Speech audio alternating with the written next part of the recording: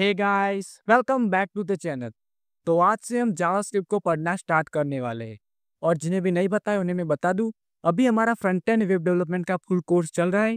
तो अभी तक आपने हमारी प्लेलिस्ट को एक्सेस नहीं किया है तो मैं प्लेलिस्ट की लिंक आपको डिस्क्रिप्शन में और आई बटन में प्रोवाइड करा दूंगा। तो आप वहाँ से उसे एक्सेस कर सकते हैं और इससे पहले वाले सभी वीडियोज़ को देख सकते हैं। तो चलो अब मैं यहाँ पर ओपन फोल्डर पर क्लिक करता हूँ और अब मैं यहाँ पर फोल्डर के अंदर जाता हूँ और अब मैं यहाँ पर राइट क्लिक करता हूँ और न्यू में जाके एक फोल्डर को क्रिएट करता हूँ और अब यहाँ पर मैं लिखता हूँ GS लेक्चर 1। ओके, अब मैं यहाँ पर सिलेक्ट फोल्डर पे क्लिक करता हूँ जिससे कि ये हमारा VS कोड में ओपन हो जाएगा। अब मैं यहाँ पर वेलकम की विंडो को क्लोज करता हूँ और अब मैं यहाँ पर index.html बनाता हूँ। Okay, index.html। ओके, अब इसके अंदर मैं एक एक्सक्लेमेशन मार्क बनाता हूँ और उसके बाद एंटर करता हूँ जिससे कि हमारा बॉयलरप्लेट कोड यहाँ पर आ जाएगा। अब मैं यहाँ पर टाइटल के अंदर लिखता हूँ GS लेक्चर 1। ओके, तो अब हम यहाँ पर पढ़ना स्टार्ट करते हैं। तो मैंने यहाँ पर इसे एक्सप्लेन करने के लिए एक नोट्स बनाई है, तो मैं उसे ओपन करता हूँ। तो देखो, अब सबसे पहले हम बात करते हैं कि व्हाट इज जावास्क्रिप्ट। जावास्क्रिप्ट होती क्या है? तो जावास्क्रिप्ट एक प्रोग्रामिंग लैंग्वेज होती है जो क्या करती है कि हमारी वेबसाइट के अंदर डायनेमिक चेंजेस करने में हमें हेल्प करती है और हमारी वेबसाइट को इंटरेक्टिव बनाती है। तो अब ये इंटरेक्टिव क्या होता है? तो देखो, जब भी हम कोई वेबसाइट के अंदर कोई एक्शन करते हैं तो उसका हमें कोई रिस्पॉन्स मिलता है, तो उसे हम कहते हैं इंटरेक्टिव। फॉर एग्जाम्पल, कोई वेबसाइट है जहाँ पर डार्क मोड और लाइट मोड का ऑप्शन है और जब हम डार्क मोड पे क्लिक करते हैं ना तो हमारा डार्क मोड एक्टिव हो जाता है। तो इसे ही हम कहते हैं इंटरेक्टिविटी। मतलब कि यहाँ पर हमने डार्क मोड पे क्लिक करके एक एक्टिविटी की और इसके रिस्पॉन्स की फॉर्म में यहाँ पर हमारा डार्क मोड एक्टिव हो गया, तो इसे हम कहते हैं इंटरेक्टिविटी। तो इस तरह से यहाँ पर जावास्क्रिप्ट हमें वेबसाइट के अंदर डायनेमिक चेंजेस करने में हेल्प करती है। ओके, तो चलो अब हम आगे बात करते हैं। तो अब हम बात करते हैं कि हम जावास्क्रिप्ट को क्यों पढ़ते हैं। तो देखो, इसका पहला रीज़न है कि जावास्क्रिप्ट पहले तो एक हाई डिमांडेड लैंग्वेज है। मतलब कि देखो, अभी हमारी जो भी वेबसाइट है ना उसमें मोस्ट ऑफ जावास्क्रिप्ट को ही यूज़ किया गया है। मतलब कि यहाँ पर मोस्ट ऑफ सभी वेबसाइट को जावास्क्रिप्ट को यूज़ करके ही बनाया गया है। अब इसका दूसरा रीज़न है कि हम जावास्क्रिप्ट को यूज़ करके यहाँ पर फ्रंट एंड और बैक एंड दोनों को यहाँ पर क्रिएट कर सकते हैं। मतलब कि यहाँ पर हम एक ही टेक्नोलॉजी को यूज़ करके यहाँ पर फ्रंट एंड और बैक एंड दोनों को यहाँ पर बना सकते हैं। और जो जावास्क्रिप्ट होती है ना वो ईजी टू लर्न भी होती है। तो जावास्क्रिप्ट के ये सब बेनिफिट्स के कारण हम यहाँ पर जावास्क्रिप्ट को पढ़ते हैं। तो चलो अब हम आगे बात करते हैं। तो अब हम बात करते हैं कि जावास्क्रिप्ट वर्क कैसे करती है। अब देखो, जो ब्राउजर्स होते हैं ना उसके अंदर इनबिल्ट जावास्क्रिप्ट के इंजिन्स होते हैं जो क्या करते हैं कि जावास्क्रिप्ट के कोड को पढ़ते हैं और उसके बाद उसका आउटपुट हमें दिखाते हैं। फॉर एग्जाम्पल, जो हमारा क्रोम होता है ना उसके अंदर V8 इंजिन होता है जो क्या करता है कि जावास्क्रिप्ट के कोड को पढ़ता है और उसके बाद हमें उसका आउटपुट दिखाता है। और इस तरह से सभी ब्राउजर के अंदर जावास्क्रिप्ट के इंजिन्स होते हैं। ओके, तो चलो अब हम आगे बात करते हैं। तो अब हम बात करते हैं कि जावास्क्रिप्ट को HTML में ऐड कैसे करते हैं। तो जावास्क्रिप्ट को HTML में ऐड करने के दो तरीके हैं। पहला तरीका होता है इंटरनल जावास्क्रिप्ट। इसमें हम क्या करते हैं कि HTML के स्क्रिप्ट टैग को यूज करते हैं और उसके अंदर हम जावास्क्रिप्ट का कोड लिखते हैं। तो अब इसे एक्सप्लेन करने के लिए मैं क्या करता हूँ कि यहाँ पर VS कोड में जाता हूँ। अब देखो, जब भी हम HTML के अंदर जावास्क्रिप्ट को ऐड करते हैं ना तो उसे हम हमेशा बॉडी के एंड टैग के ऊपर ऐड करते हैं। अब इसे यहाँ पर लिखने का भी एक रीजन होता है। जब हम इसे यहाँ पर लिखते हैं तो क्या होता है कि पहले हमारा HTML का कोड लोड हो जाता है और उसके बाद हमारी जावास्क्रिप्ट लोड होती है। अगर ऐसा नहीं होता है तो क्या होता है कि हमारा जो आउटपुट होता है ना उसे डिस्प्ले होने में टाइम लगता है। इसलिए यहाँ पर हम क्या करते हैं कि हमारा जो जावास्क्रिप्ट का कोड होता है ना उसे हम बॉडी के एंड टैग के ऊपर लिखते हैं। तो मैं क्या करता हूँ कि यहाँ पर स्क्रिप्ट टैग बनाता हूँ। ओके, और अब इसके अंदर हमें जावास्क्रिप्ट का कोड लिखना है। अब देखो, जब भी हमें जावास्क्रिप्ट के अंदर कोई चीज़ को प्रिंट करना है तो यहाँ पर हम console.log को यूज़ करते हैं। तो मैं यहाँ पर console.log बनाता हूँ। ओके, अब हमें क्या करना है कि पैरेंथेसिस बनाने हैं और अब हमें इसके अंदर कोटेशन मार्क बनाने हैं और इसके अंदर हमें जो भी प्रिंट करना है ना वो हमें लिखना है। तो यहाँ पर मैं लिखता हूँ वेलकम टू JS।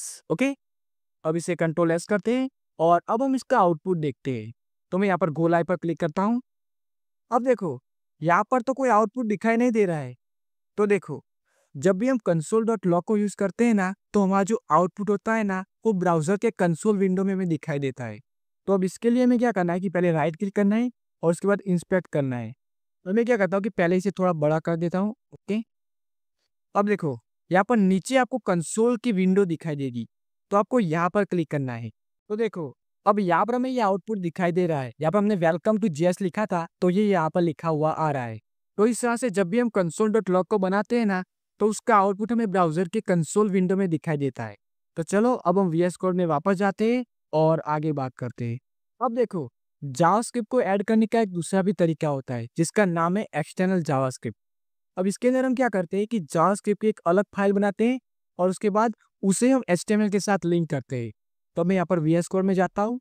अब देखो, जब भी हमें जावास्क्रिप्ट की कोई फाइल बनानी है तो वहाँ पर हमें क्या करना है कि पहले फाइल का नाम लिखना है और उसके बाद .js लिखना है, जिससे कि हमारी जावास्क्रिप्ट की फाइल क्रिएट हो जाएगी।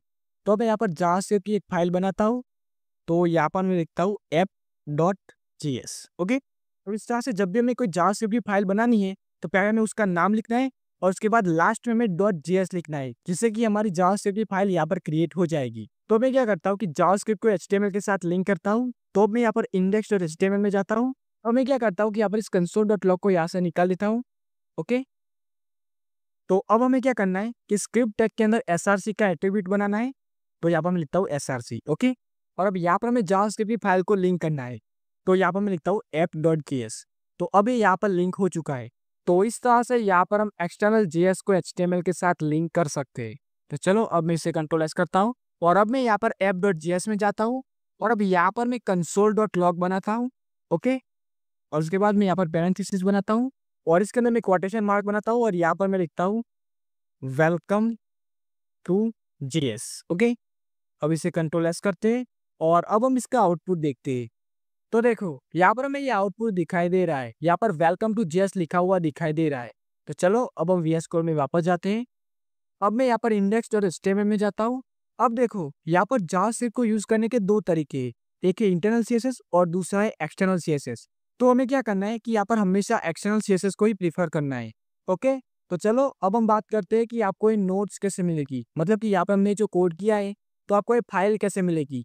तो मैंने डिस्क्रिप्शन में आपको वेबसाइट की लिंक दे दी है या गूगल में डायरेक्ट भी सर्च कर सकते हैं srprogramist.blogspot.com और उसके बाद वहाँ पर आपको नोट्स के सेक्शन में जाना है और उसके बाद लेक्चर नंबर के अकॉर्डिंग आपको इसे डाउनलोड कर देना है।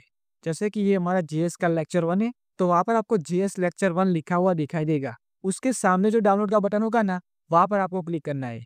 जैसे आप वहाँ पर क्लिक करेंगे तो आप ड्राइव में रिडायरेक्ट हो जाएंगे। अब ड्राइव में क्या होता है कि हमने जो भी फोल्डर अपलोड किया होता है उसका नाम ऊपर दिखाई देता है और उसके अंदर जो भी फाइल होती है ना वो हमें बीच में दिखाई देती है। तो यहाँ पर मैंने 2 फाइल बनाई है, तो आपको ये दोनों फाइल वहाँ पर दिखाई देगी। तो आपको इसे डाउनलोड कर देना है। तो इस तरह से आपको नोट्स मिलने वाली है। और रही बात हमारी पीडीएफ वाली नोट्स की, तो इसे डाउनलोड करने के लिए आपको वेबसाइट के पीडीएफ के सेक्शन में जाना है और उसके बाद लेक्चर नंबर के अकॉर्डिंग आपको इसे डाउनलोड कर देना है। जैसे कि ये हमारा जावास्क्रिप्ट का लेक्चर 1 है, तो वहाँ पर आपको जीएस लेक्चर 1 लिखा हुआ दिखाई देगा। उसके सामने जो डाउनलोड का बटन होगा ना, वहाँ पर आपको क्लिक करना है। तो जैसे आप वहाँ पर क्लिक करेंगे तो आप ड्राइव में रिडायरेक्ट हो जाएंगे और उसके बाद वहाँ से आपको इसे डाउनलोड कर देना है। सो आई होप आज के वीडियो में मैंने आपको जो भी समझाया वो आपको समझ आ गया होगा और अभी तक आपने हमारे चैनल को सब्सक्राइब नहीं किया है तो प्लीज़ सब्सक्राइब कर देना। So thanks for watching and I will meet you in next one.